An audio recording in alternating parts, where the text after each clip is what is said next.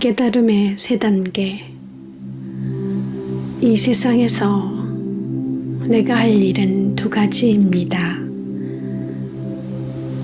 첫 번째는 치유하는 것이고, 두 번째는 잠들어 있는 사람을 깨우는 것입니다. 거의 모든 사람들이 잠들어 있습니다.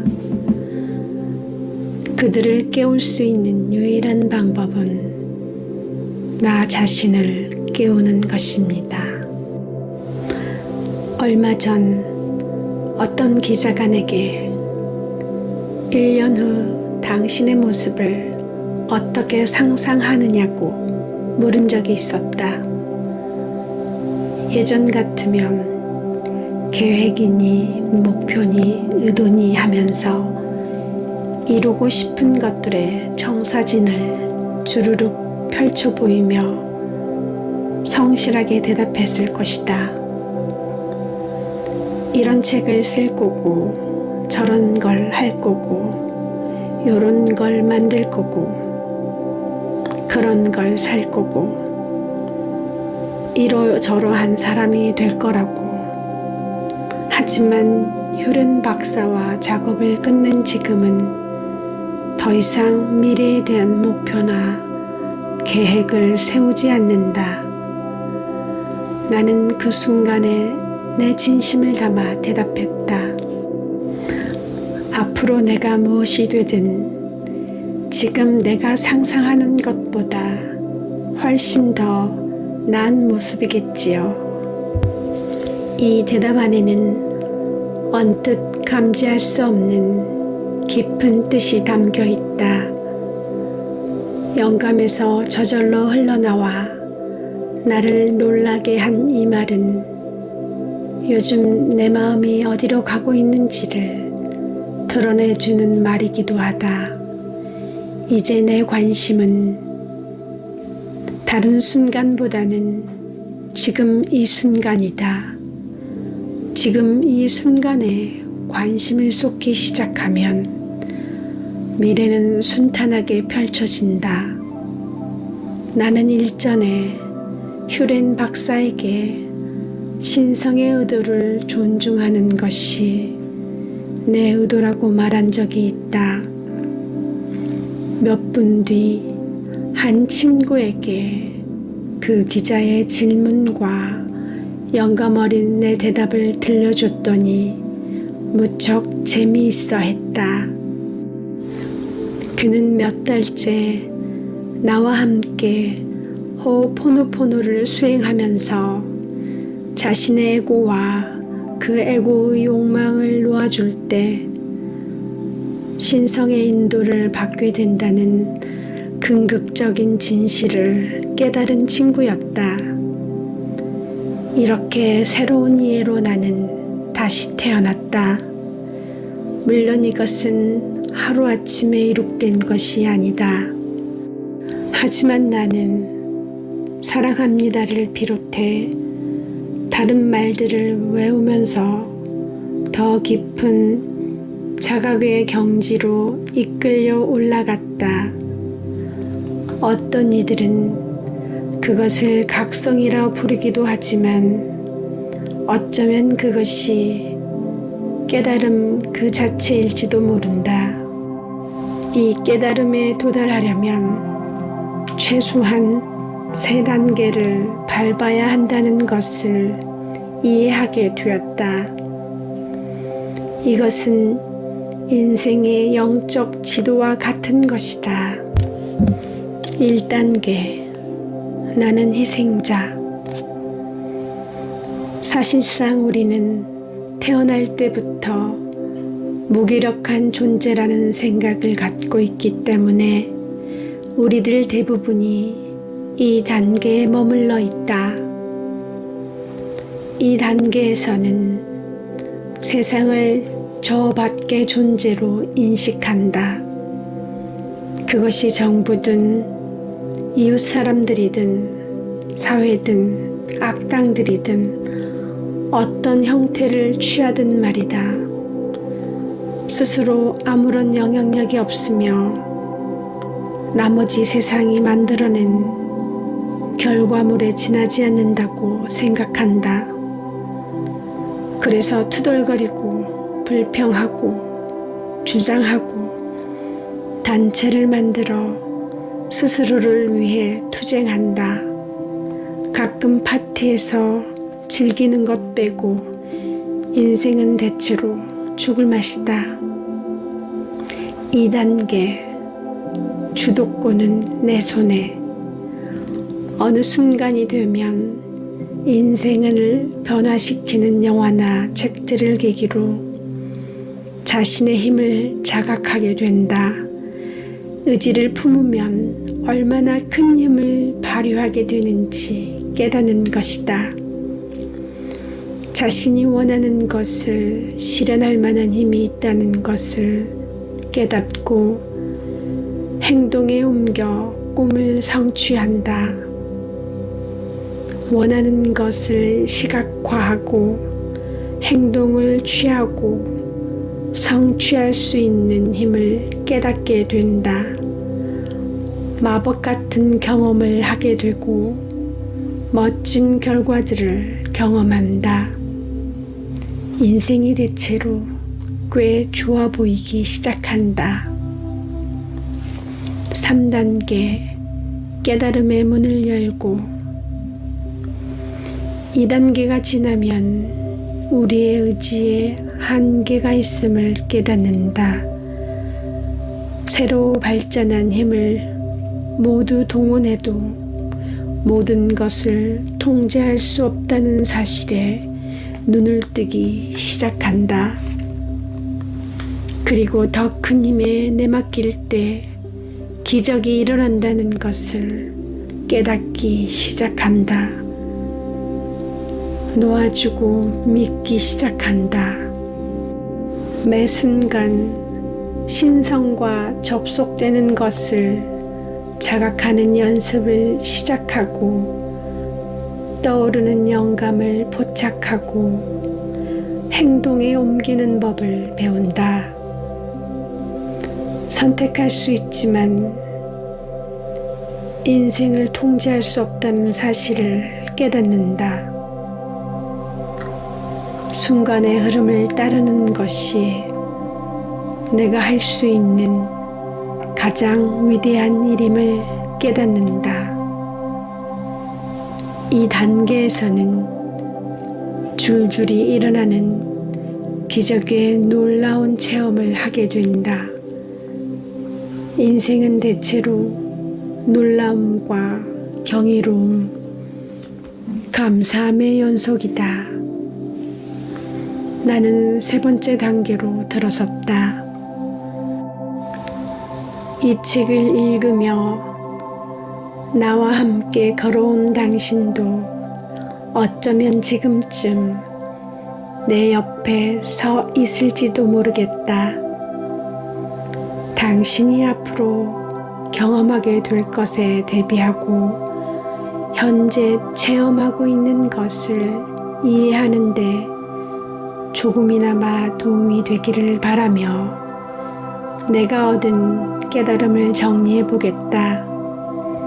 나는 처음 휴렌 박사의 세미나에서 신성의 그림자를 언뜻 보았다. 그와 함께 지내는 동안 마음속에 소란스러운 잡담이 그쳤다. 나는 모든 것을 받아들였다. 그것은 이해의 범주를 넘어선 평화의 경지였다. 사랑은 나의 만트라였고 내 머릿속에서 늘 연주되는 노래였다. 하지만 거기서 멈추지 않았다. 휴렌 박사와 함께 있을 때면 평화를 느꼈다. 소리 굽세 효과였다.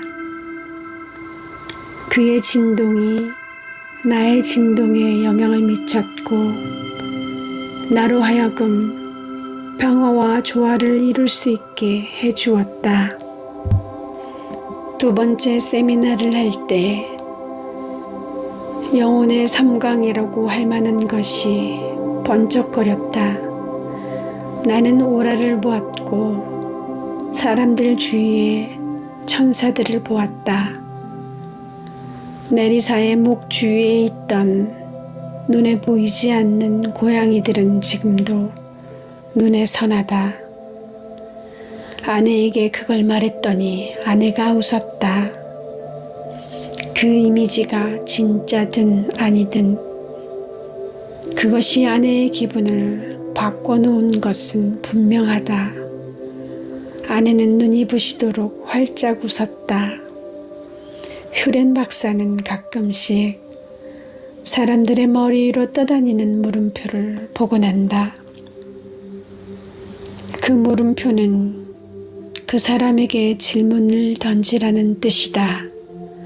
어떤 기호나 존재를 볼 때마다 그는 이렇게 덧붙인다. 내 말이 미친 소리로 들리겠지요. 정신과 의사들이 이런 말을 들으면 당장 가둬버릴걸요. 물론 그의 말이 맞다. 하지만 일단 깨달음의 문이 열리기 시작하면 뒤를 돌아보아서는 안 된다. 나는 성취를 넘어서 첫 세미나에서 몇몇 사람들의 에너지 영역을 보았다. 사람들은 놀랐지만 이것은 시작일 뿐이다.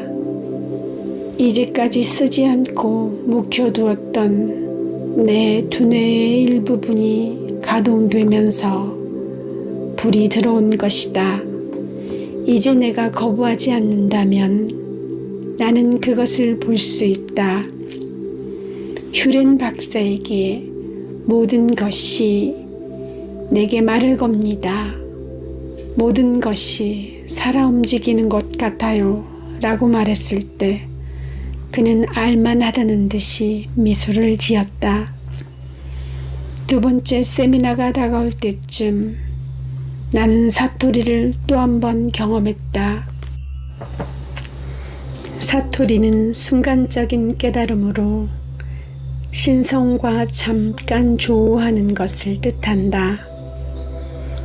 마치 창문이 스르륵 열리고 잠깐 동안 삶의 근원과 일체가 되는 것 같다.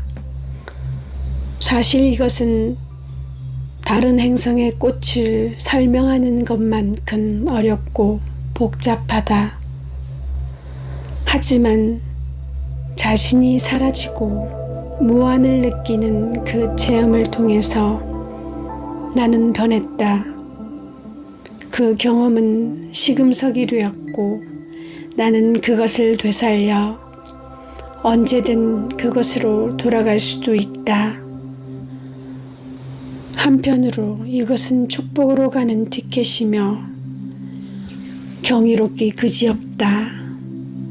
하지만 다른 한편으로는 현재의 순간을 경험하지 못하게 방해하는 하나의 기억일 뿐이기도 하다.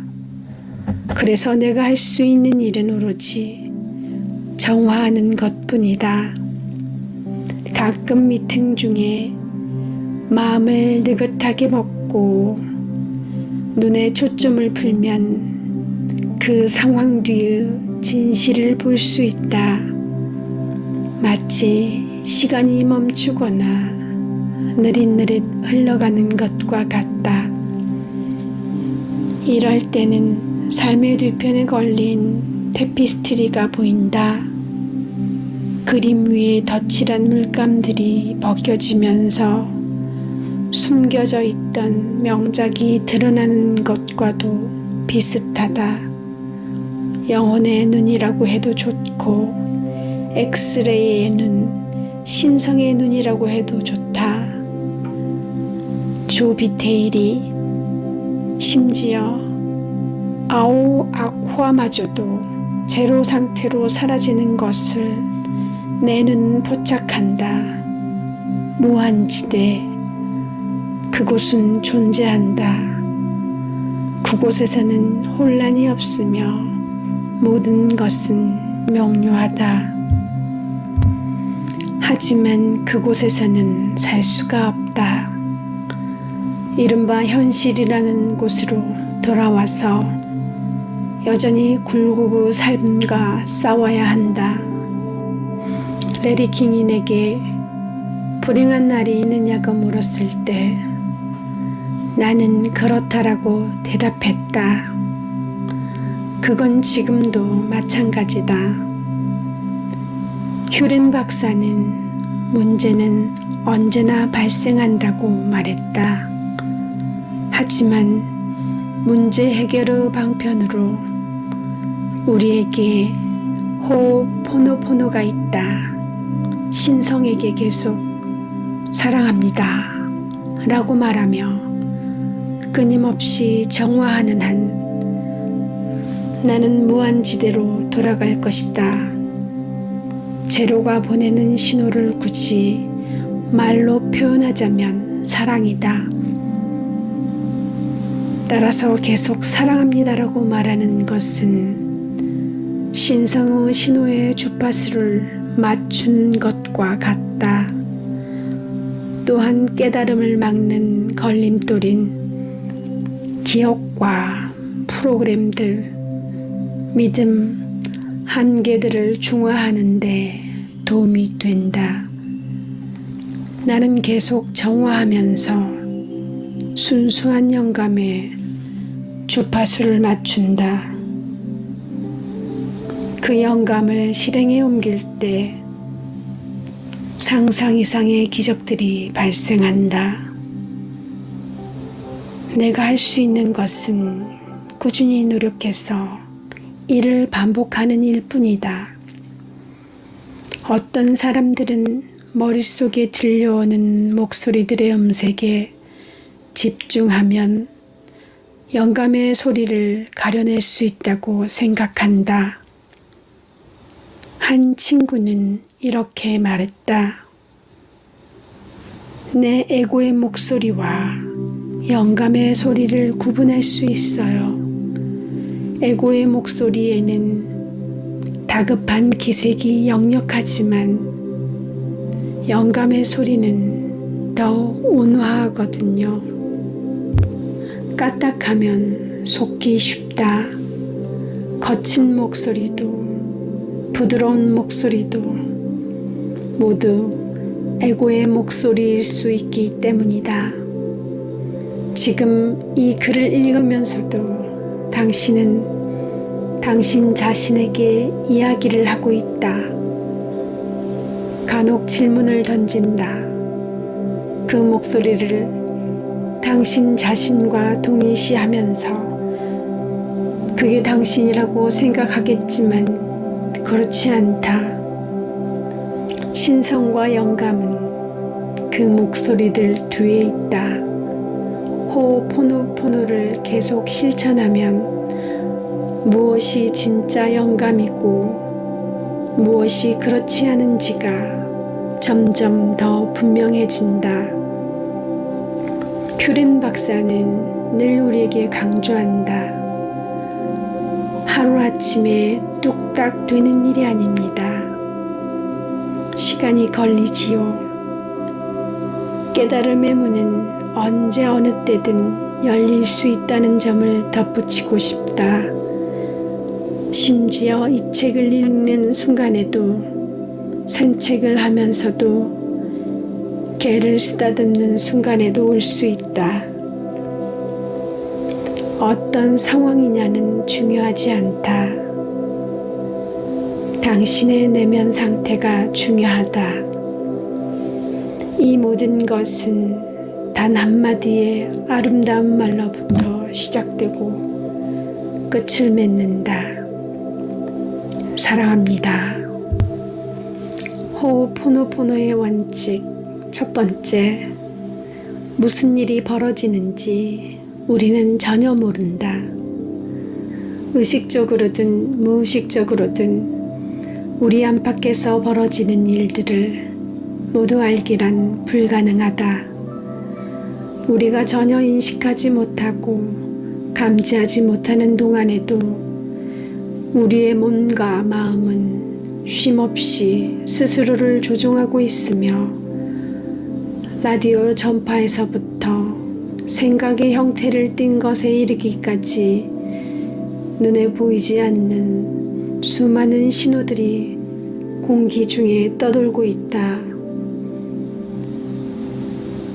실제로 우리는 지금 이 순간에도 우리들의 현실을 창조하는 데 참여하고 있다. 그러나 그것은 의식 차원의 지식이나 통제 없이 무의식적인 측면에서 일어나고 있다. 아무리 긍정적인 마음을 먹어도 빈 털터리가 되는 이유가 여기에 있다. 우리의 의식은 창조자가 아니다. 원칙 두 번째. 우리는 모든 것을 할 수 없다. 일어나고 있는 모든 일들을 알 수 없다면 그것들을 모두 통제할 수 없다는 것도 자명한 일이다. 세상을 내 뜻대로 이끌 수 있다는 생각은 자기 중심적인 생각일 뿐이다. 우리의 자아가 현재 진행되고 있는 일들을 대부분 파악하지 못하고 있기 때문에 무엇이 최선인가에 대한 판단을 자아에 맡기는 것은 현명하지 못하다. 우리에게는 선택권이 있지만 통제권은 없다. 의식적인 차원에서 무엇을 경험할 것인가를 선택할 수는 있지만 경험의 실현 여부나 방법, 시기 등은 흐름에 맡겨야 한다. 내맡기는 것, 그것이 열쇠이다. 원칙 세 번째. 어떤 일이든 치유할 수 있다.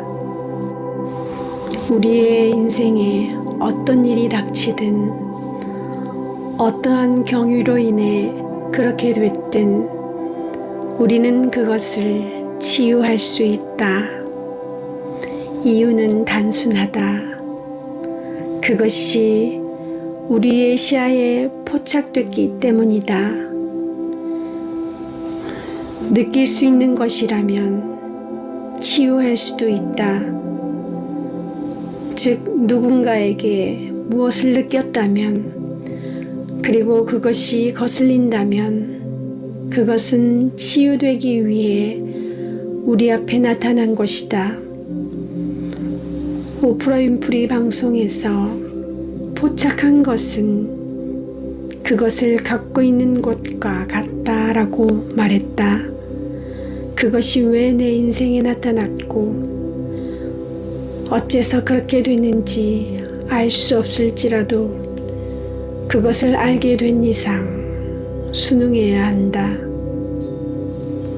닥친 일들을 치유하면 할수록 좋아하는 일들을 더 명확하게 실현할 수 있다. 정체된 에너지를 다른 문제들로 돌려 사용할 수 있기 때문이다. 원칙 네 번째. 자신이 겪는 모든 경험은 전적으로 본인 책임이다. 내 인생에 어떤 일이 일어나든 그것은 내 잘못이 아니다. 다만 나의 책임일 뿐이다. 나의 책임이라는 뜻은 내 말과 내 행동, 내 생각의 범주에 국한되지 않는다. 내 인생에 나타난 다른 사람들의 말과 행동, 그리고 생각 모두를 포함한다. 내 인생에 나타난 모든 일들을 전적으로 책임질 때 그것은 나의 문제가 된다. 따라서 내 앞에 닥친 일이면 무엇이든 치유할 수 있다는 원칙과도 일맥상통한다.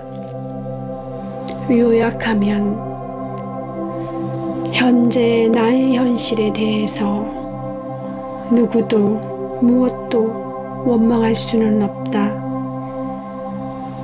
그것에 대한 책임을 내가 질 뿐이다. 책임진다는 것은 현실을 수용하고 소유하고 사랑한다는 뜻이다. 내게 닥친 일을 치유하면 할수록 근원과 조화를 이루게 된다. 원칙 5번째. 무한대로 이르는 사랑합니다란 티켓.